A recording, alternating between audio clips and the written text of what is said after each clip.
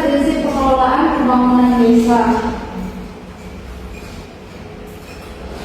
Yang pertama yaitu permasalahan desa yang pertama yaitu kondisi desa tertinggal. Desa tertinggal adalah desa yang memiliki keterbatasan dalam aspek sosial, ekonomi, dan sarana prasarana serta rendahnya kualitas dan kapasitas sumber daya manusia. Desa ini belum mampu mengelola potensi lokal secara optimal untuk mendukung kesejahteraan masyarakat. Di sini siapa yang tahu apa itu ciri-ciri dari desa tertinggal? Sekolahnya masih bubuk, Bu. Ya, jauh dari perkotaan, Bu. Ya, Belum ada infrastruktur, Bu. Akses dulu. ya, betul sekali. Selanjutnya, permasalahan desa yang kedua yaitu tentang kemiskinan. Boleh minta tolong Amalia untuk membaca. Baiklah, Bu. Permasalahan desa yaitu kemiskinan. Fenomena kemiskinan di wilayah desa umumnya terjadi akibat banyaknya masyarakat desa yang hanya menempuh pendidikan dasar, sementara hanya sedikit lapangan pekerjaan yang mampu menampung tingkat pendidikan tersebut. Dengan demikian, tenaga kerja tamatan pendidikan dasar cenderung terserap ke sektor ekonomi primer seperti agraris dan atau pertanian. Oke, terima kasih Amalia. Itu merupakan permasalahan desa yang kedua yaitu tentang kemiskinan. Ya, permasalahan desa yang ketiga yaitu minimnya tenaga kerja potensial akibat peningkatan laju urbanisasi. Daya tarik kota sebagai tujuan urbanisasi mengakibatkan banyaknya tenaga kerja potensial yang berpindah dari desa dan tinggal di kota. Hal ini mengakibatkan minimnya sumber daya manusia potensial sebagai bagian dari pembangunan. Mudahnya akses pasar dan fasilitas yang memadai membuat sebagian masyarakat meninggalkan desa untuk tinggal di kota. Yang berlimpah, sayangnya banyak kisah miris yang tersembunyi dan hingga kini tak juga menemukan solusi.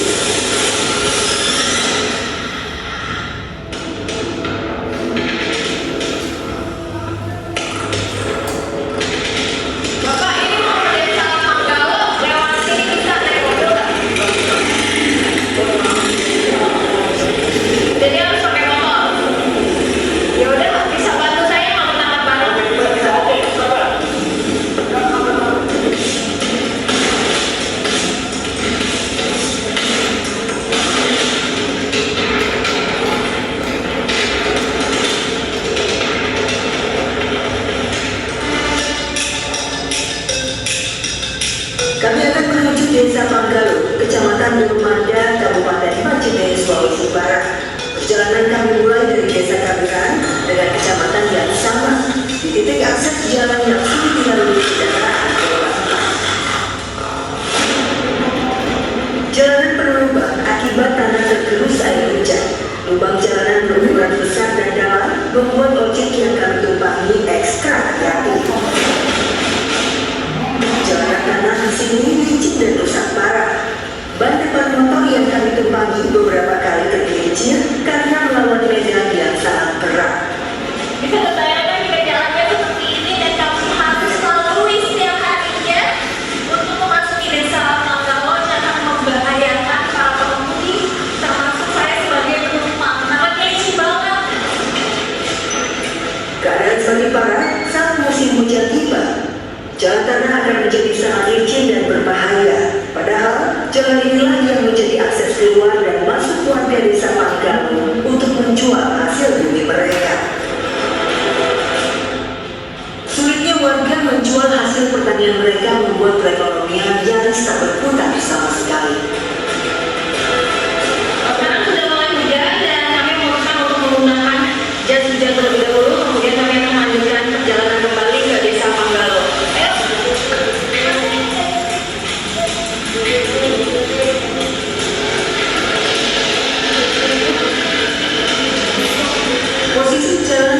bawah lereng pegunungan. Akibatnya, saat musim penghujan tiba, tanah sering longsor, jalan pun tertutup lumpur dan bebatuan. Tak adanya alat berat membuat warga harus bergotong royong membersihkan jalan dengan peralatan seadanya agar bisa dilalui. Ini adalah tempat kedua yang menjadi jalan longsor perjalanan kami menuju ke desa Manggalo. Dan bisa dibayangkan kemungkinan perjalanan warga akan semakin terhambat dengan adanya jalan longsor dan mungkin warga juga akan semakin terisolasi. Sebenarnya jalur menuju desa Manggalo hanya sekitar 15 km saja, tapi rusaknya jalanan membuat perjalanan memakan waktu yang lama. Sulitnya akses keluar masuk desa semakin menghambat jalannya roda perekonomian masyarakat. Setelah menempuh perjalanan sekitar 2 jam lamanya, kami pun tiba di desa Manggalo.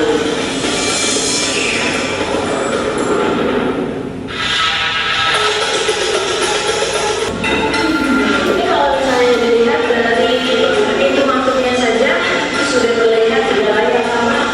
Jadi belum lagi kawat-kawatnya juga sudah rusak.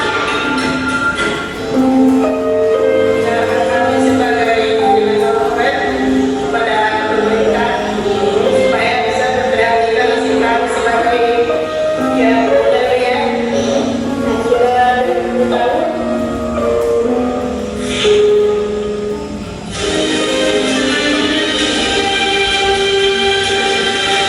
Oke. Nah, dari video tersebut siapa yang dapat memberikan kesimpulan? Bu, saya Bu.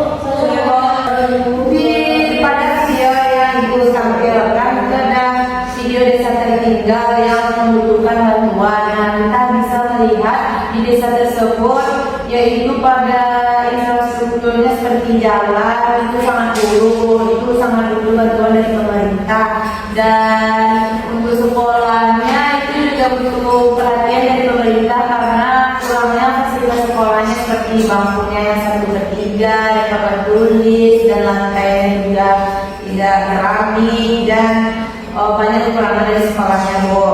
Jadi masyarakat yang tinggal di Sulawesi tersebut sangat membutuhkan perhatian dari pemerintah karena desanya yang tertinggal dan terpencil.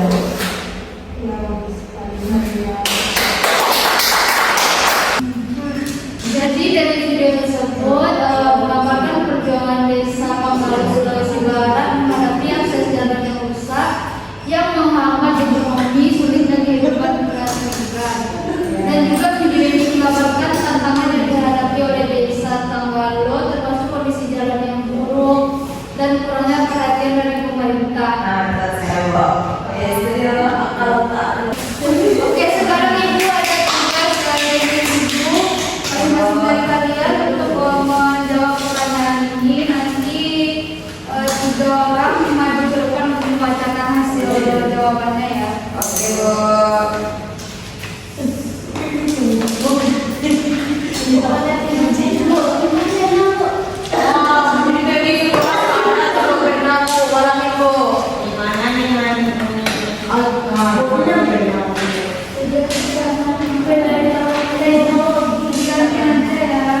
Dua saja, Bu. Ya. Terima kasih waktu 15 sampai 20 menit.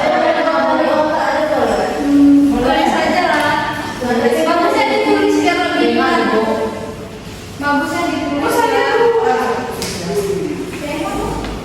Tulis saja. Mama, ibu nggak ada alasan kok. Banyak kali bisa. Banyak tulisannya. Gak apa-apa, nanti bisa dibaca. Bisa dibaca. Kira Ibu benda saya tadi ada tapi rasanya tidak orang.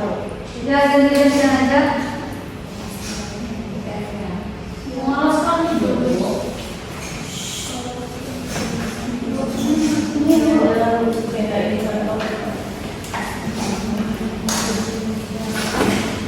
Waktunya sampai 15 sampai 20 menit ya. Jadi Olah banyak, Bu. tolong Kali 13. dijawab dengan benar.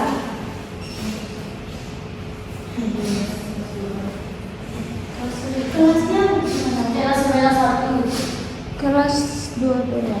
Aku kelas 1. Bukan aku kelas bagian sini.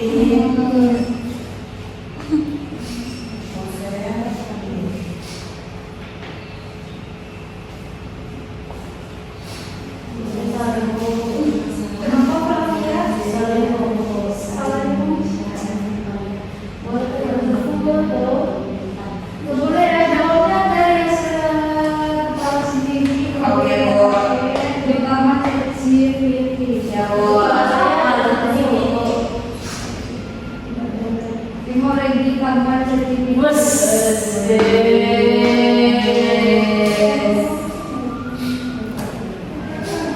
Apa, Bu?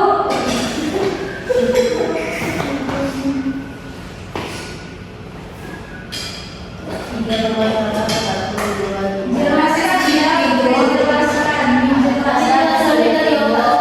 Oh, es drinking. Ya, Bu. Es krim. Nanti ya selesai pembelajaran. Ya, Regi, selamat maju ke depan. Regi, dijelaskan ya, Regi. Semangat, Regi.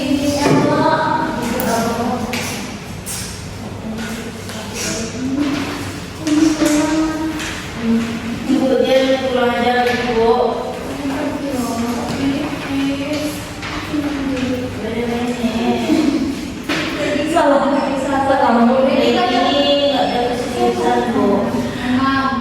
Perkenalkan, nama saya Brower.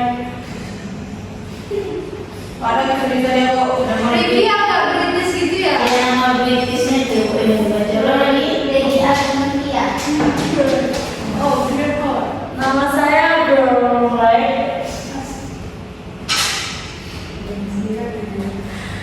Dari kelas 12 pada pelajaran geografi.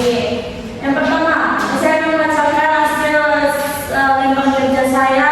Yang pertama yaitu menjelaskan 3 permasalahan utama yang sering dihadapi desa di Indonesia dalam upaya mencapai ke pembangunan yang berkelanjutan. Misalkan contohnya, 3 permasalahan utamanya itu kurangnya perhatian pemerintah, Bu.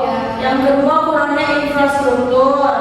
Seperti jalan tadi kan, Bu, jalannya nggak beton gitu. Yang ketiga yaitu masih sedikitnya pembangunan atau tidak adanya pusat pemerintah di desa tersebut, dan sekolahnya masih kurang dalam sarana dan prasarananya. Contohnya, Bu, di kota saya di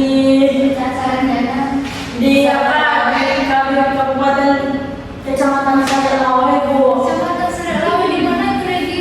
Di 20 kota, Bu. Dia jalannya masih kurang gitu, Bu. Iya. Terus infrastrukturnya kurang. Sedelawe itu di mana, Regi? Itu kurang. Sadelawe itu, Bu, kan di Batu Ampah, Bu. Aku Batu Itu dari Ampah. arah mana? Dari sini tuh ke sana, Bu, ke arah Bukit Tinggi gitu, Bu. Ke 20 kota, Bu. Atau 300 km. Oh, tahu, Ibu. Sedelawe itu sebagai kecamatan. Apa, Bu? Baiklah, di sini saya akan membacakan hasil dari limbah kerja saya. Yang pertama itu, jelaskan 3 permasalahan utama yang sering dihadapi desa di Indonesia dalam upaya mencapai pembangunan yang berkelanjutan. Sertakan contohnya. Contohnya itu di wilayah Karangpanjang, itu di tempatnya di Paninjauan, di Tasiaga namanya.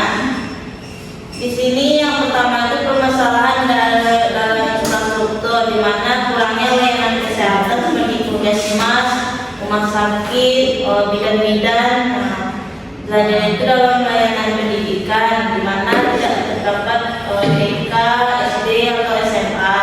Selanjutnya itu permasalahan alat teknologi, di mana kurangnya alat canggih untuk mengolah hasil pertanian dan perkebunan dari masyarakat. Selanjutnya itu permasalahan yang ketiga yaitu dalam aksesibilitas, di mana kurang bagusnya akses jalan ke desa tersebut.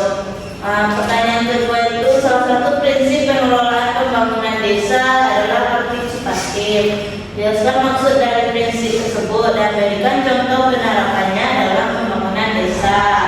Jadi prinsip partisipatif itu adalah prinsip yang menekankan keterlibatan melibatkan aktif semua pihak yang berkaitan. Contohnya itu dalam pembangunan, di mana masyarakat berencana membangun suatu bangunan seperti mungkin masjid, Bu. Jadi warga itu berkumpul untuk mengusulkan program prioritas seperti jalan. Pertama yang sering dihadapi desa Indonesia dalam upaya mencapai pembangunan yang berkelanjutan.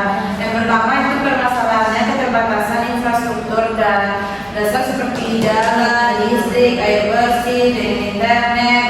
Nah, itu menghambat semua mobilitas masyarakat dan akses terhadap pendidikan masyarakat serta akses terhadap pendidikan dan kesehatan. Contohnya di desa pedalaman Papua, itu orang sulit mendapatkan akses ke infrastruktur dan lain-lain. Yang kedua itu adalah ketergantungan pada sumber daya alam.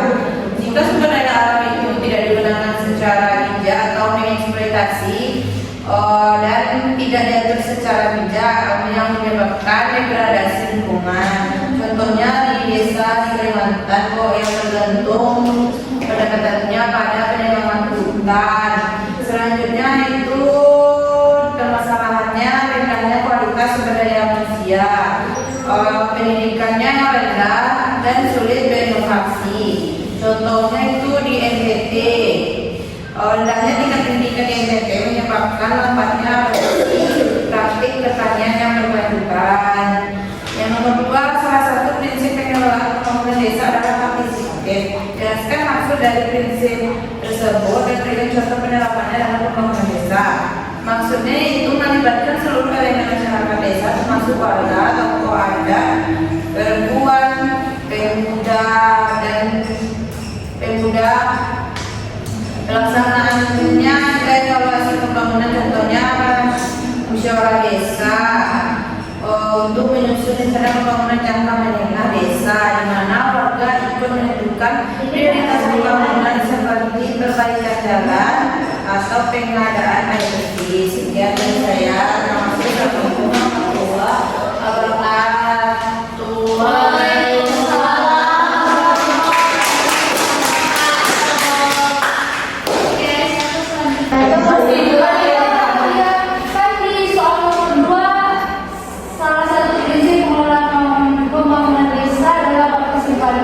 Coba Rafia berikan contoh prinsip lainnya. Prinsip lainnya, Bu, prinsip lain dari pengelolaan pembangunan desa. Contoh dulu, kan ada akuntabilitas, transparansi, partisipasi dan berkelanjutan. Kalau nanti saja Rafia selesai.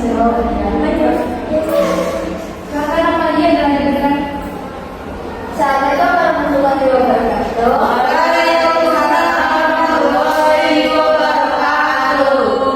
Saya Amalia Setika akan mempresentasikan hasil dari jawaban saya tentang RKS ini. Yaitu nomor 1, jelaskan 3 permasalahan utama yang sering dihadapi desa di Indonesia dalam upaya mencapai pembangunan yang berkelanjutan serta catatnya. 1, yaitu kurangnya pengetahuan untuk mengelola SDA. Seperti di Papua Pegunungan, masyarakat para tuanya kebanyakan sulit untuk mengolah pangan hasil pangan mereka sendiri seperti ubi dan lain-lain. Yang kedua adalah sarana dan prasarana kurang memadai seperti yang disebutkan video tadi pada desa Majene, Sulawesi Barat dan akses menuju desa tersebut itu kurang baik dan becek dan kurang memadai untuk fasilitas air bersih dan pusat untuk kesehatannya kurang juga. Yang ketiga adalah masih terikat dengan ketua nenek-nenek dan ada istiadat dan mental sehingga sulit untuk menerima peraturan baru dari dunia luar. Seperti contohnya pada desa Badui. Dari itu ada lebih luar, ada lebih luar dan lebih dalam. Kalau Badui dalam itu benar tidak tersentuh dengan teknologi, jadi itu benar masih asli lingkungannya.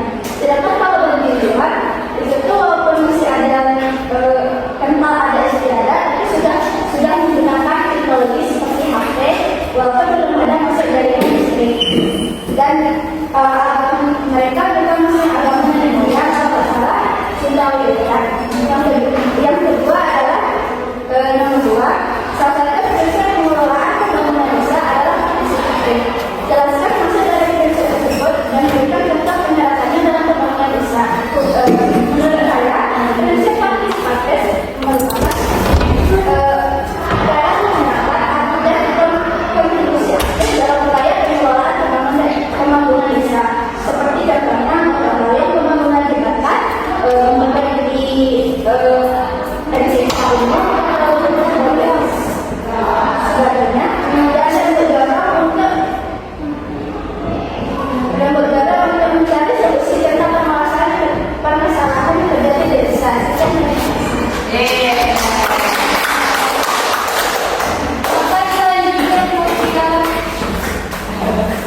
di Ranah itu di Kampar.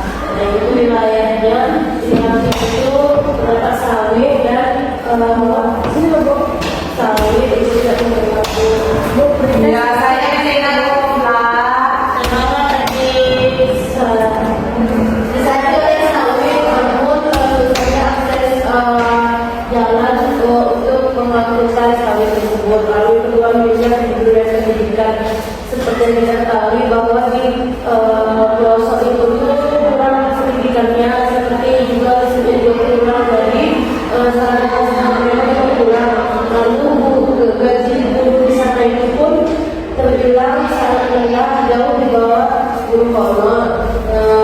Lalu yang ketiga kurangnya kepedulian dari pemerintah, mungkin pemerintah menolak akan hal itu. Yang kedua, prinsip pengelolaan desa adalah partisipatif. Maksudnya yaitu keterlibatan aktif dari warga setempat maupun semua pihak setempat. Contohnya itu berproyek dalam mendorong selatan Bu. Misalnya ada Bu. Apa tuh prinsip tadi kan selain ada prinsip partisipatif Kalau lain tidak ada ditanya Bu. Tapi baiklah. saya punya bercerita saja. Oke baik, kalau Mas Dika sepertinya tidak mau untuk maju, jadi kita lanjut saja dari hasil lempar kerja tadi yang tadi. Ibu ingin merasa kembali kemampuan Anda semua dengan kuis yang tadi. Silakan HP-nya. Wis lagi Bu. Wis lagi box test gerak. Iya kan Bu. Amal udah ya. Aku juga mau lagi.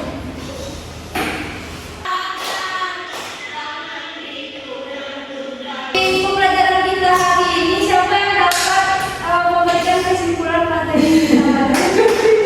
Ya, luar biasa.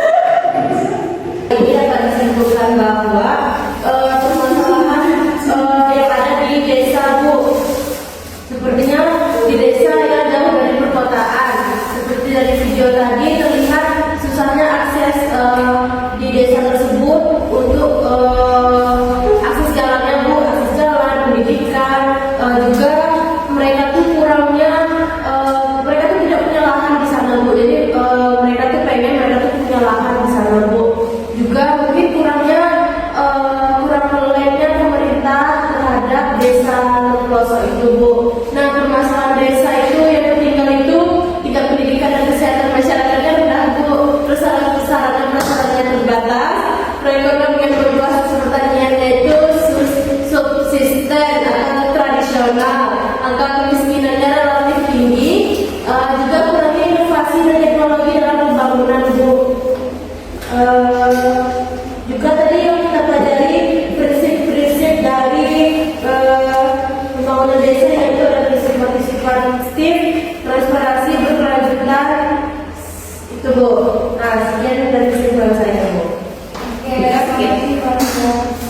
Jadi kesimpulannya itu dari materi hari ini permasalahan desa yang tertinggal yaitu tingkat pendidikan dan kesejahteraan masyarakat rendah, sarana prasarana terbatas yang termasuk seperti jalan, listrik, air bersih dan internet yang minim. Selanjutnya perekonomian berbasis pertanian, angka kemiskinan relatif tinggi, akses terhadap pelayanan publik rendah, kurangnya inovasi dan teknologi dalam pembangunan.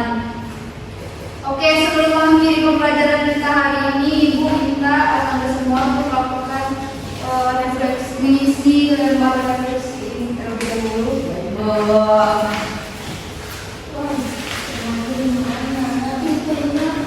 Selalu isinya ini semua. Dicek saja. Selalu. Kok bersama ya Bu? Saya juga bisa favorit.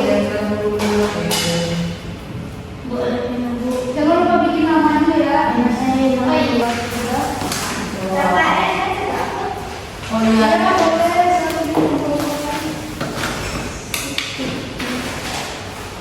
Ini FAS Bu. Ini Bu. Refleksi. Bagus sih bisa lagi. Naik dong. Bagus. Tadi